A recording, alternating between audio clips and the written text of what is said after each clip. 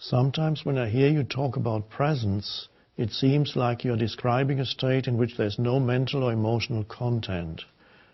And yet I experience emotions in presence, perhaps sadness when something happens that is difficult for another person, or at the news of the death of someone I love. And I experience that emotion happening in present time. Isn't it possible for emotional experiences to arise in presence?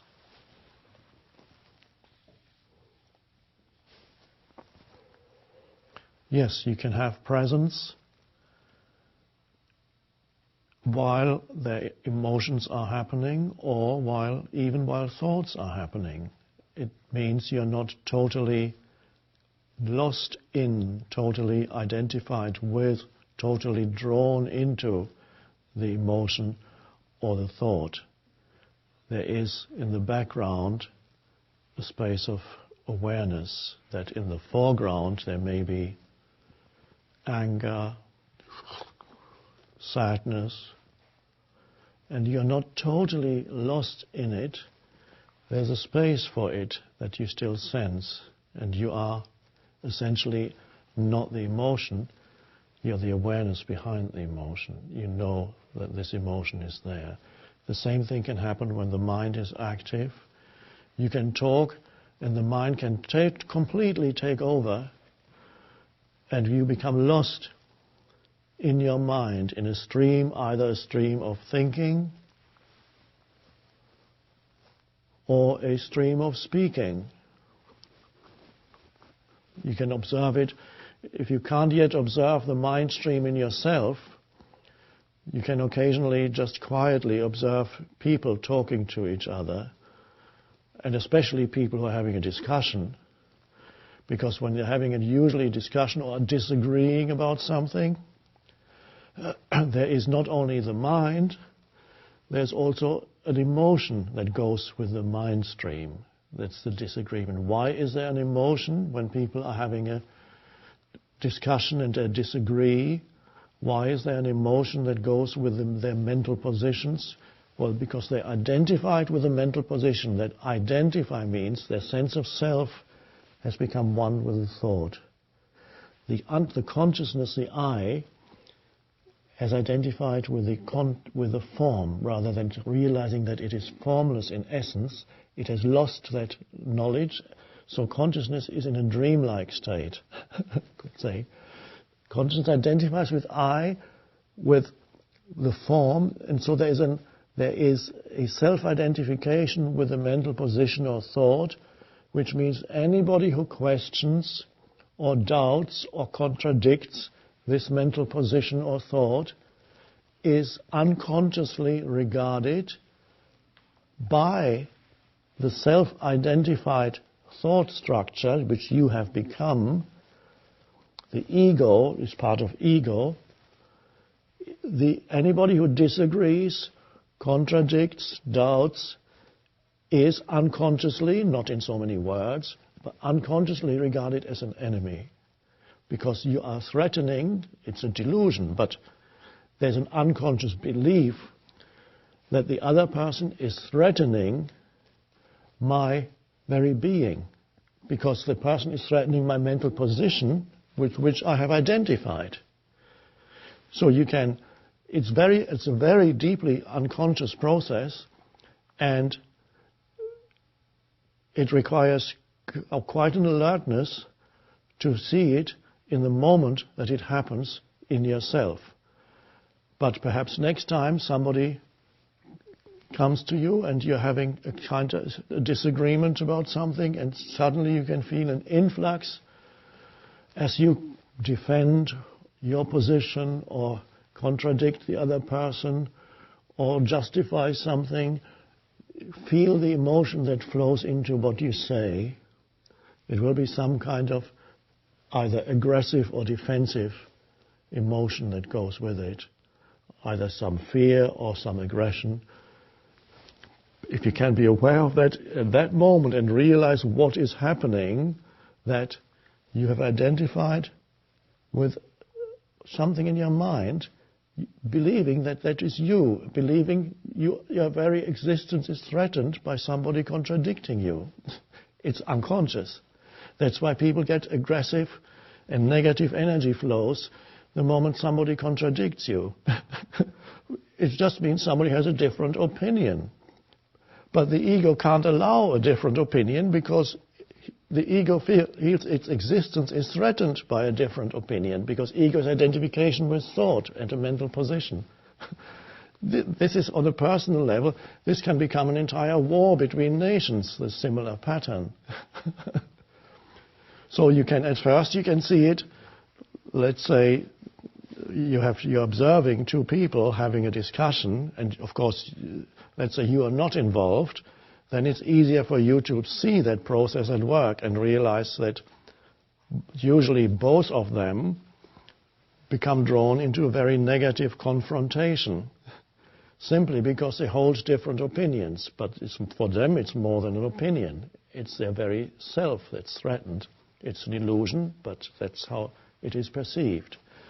So it's very fundamental and very basic to the huge amount of conflict that arises in human interactions.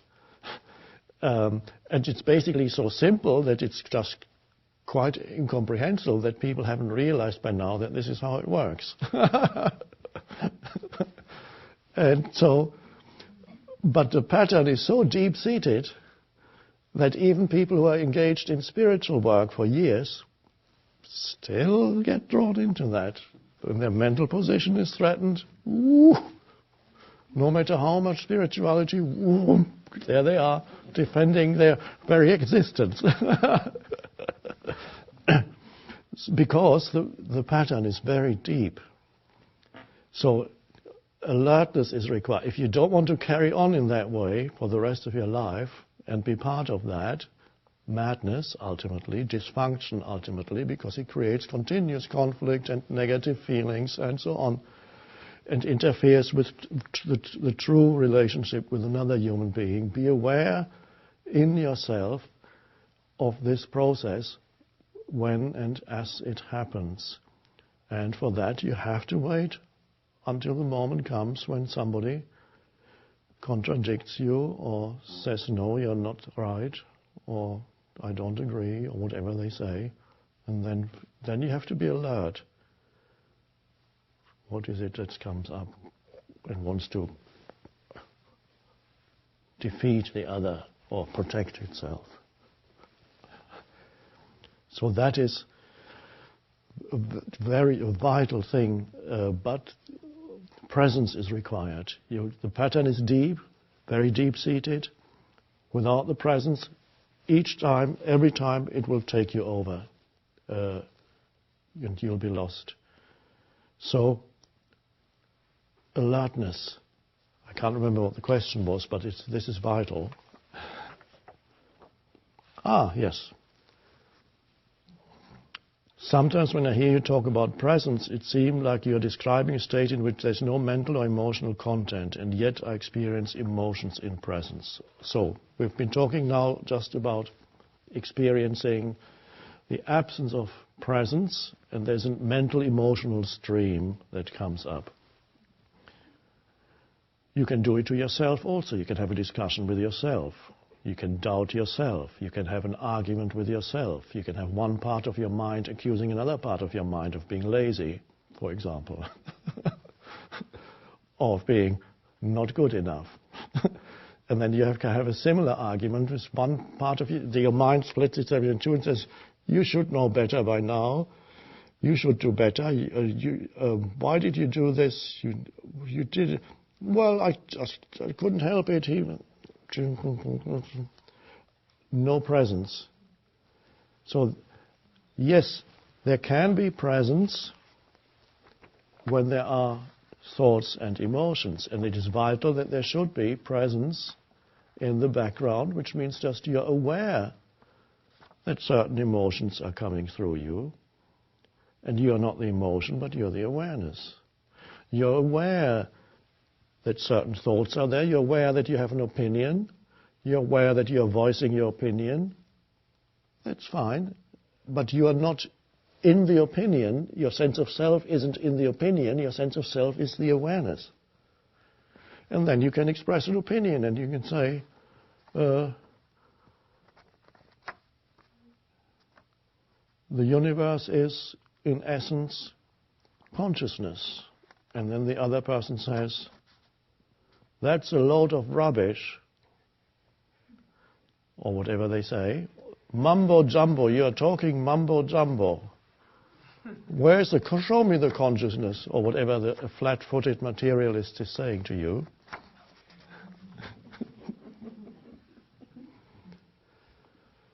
And then observe. See whether you actually know that you, the universe, which means you, ultimately comes down to you, as this is where you experience the universe as yourself. Do you know that the universe is consciousness, or do you just believe that the universe? At that moment, are you the consciousness, or are you the belief that you are conscious? If you are the belief, then you are the thought, and then you'll be defending yourself. So you'll be shouting back at the other person that they are narrow-minded bigots.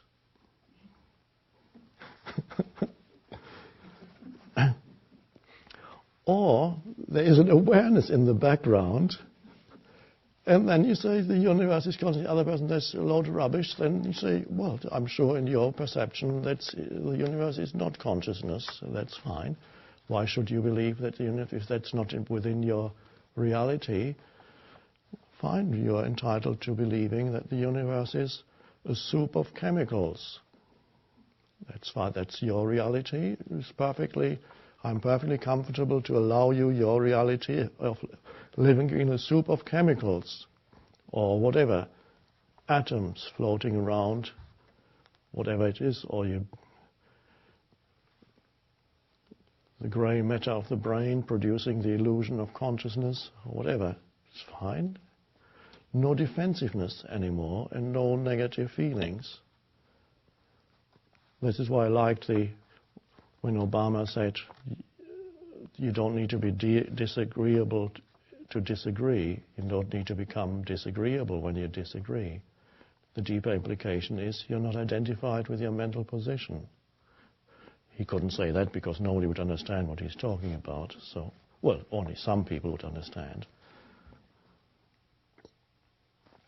There's awareness in the background, so presence or awareness is there while things happen in the foreground. The foreground can be your thoughts, the foreground can be your emotions, the foreground can be whatever is happening around you. And so your perceptions of whatever is happening outside, there's also, you're not perceiving through the screen of concepts or thoughts, you're perceiving you are the awareness, not the thoughts. And even if a thought comes and says, that person looks weird, then you just you realize it's just a thought in your head, and when you're finally communicating with that person, you can still be the awareness and communicate as awareness rather than communicate as if the thought, this person is weird, were the reality. You realize it's just a thought that came into the head, and you don't impose the thought on the person and then relate to that person as if it were true. And you say, and suddenly you're talking to this weird person. What are you going to? Everything, it'll distort everything. Or you want something, what the thought says, this person could be helpful to me, or whatever the ego says. That's a thought. Be there as the spacious presence. Now the question is, yes, of course there can be presence while thoughts happen or emotions happen, including sadness or anger. But the questioner asks, it seems like you're describing a state in which there's no mental or emotional content. There's also the possibility of presence becoming so intensified at times that all thoughts and emotions become obliterated. This is very different from suppressing emotions or thoughts. It's simply that the presence that arises becomes so intense that just thoughts or emotions don't arise. And usually It could happen in a limit situation, as existentialist philosophers call it, when life or death situation. It could happen that presence sometimes can become so intense, or it can become for no reason at all. It can happen, and you're simply sitting in your room, and suddenly there's no thought whatsoever. There's no emotion. There's just an intense aliveness. It's not you haven't deadened yourself, because that is, sometimes people believe if you have no emotion you're dead. You haven't deadened yourself. There's an intense aliveness, a different kind of aliveness than the emotion. A vibrantly alive field of intense consciousness. So that can arise sometimes, and it's beautiful. I sometimes spend periods of time without thought and without emotion, and it's beautiful. Nature, walking around nature, or with nothing particular to think about, why think? Or sitting in a cafe drinking a cup of coffee, why think? Just be the alert presence. So you have the presence can be there without thought and emotion. At times that will happen. Or presence can be there as a background to whatever emotions or thoughts are there. So, and presence can be lost completely, in which case all you have is thoughts and emotions, and you will believe that you are the thought and the emotion. That's the unconscious state.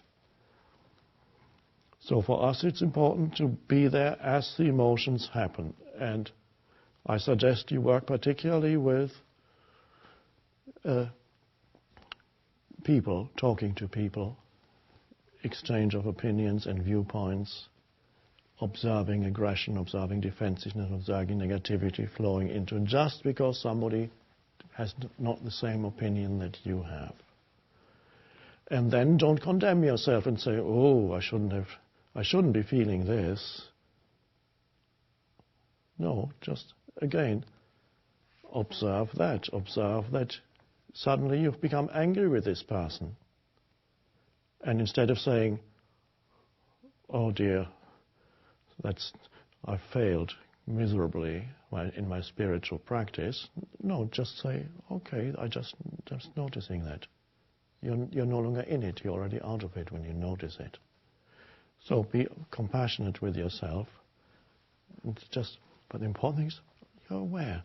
So, we all know the famous joke about the person, when you tell the person, why are you so angry? The person says, I am not angry. And that's, of course, a typical example of somebody who doesn't know, has absolutely no awareness. In the middle of anger, denies that there's anger.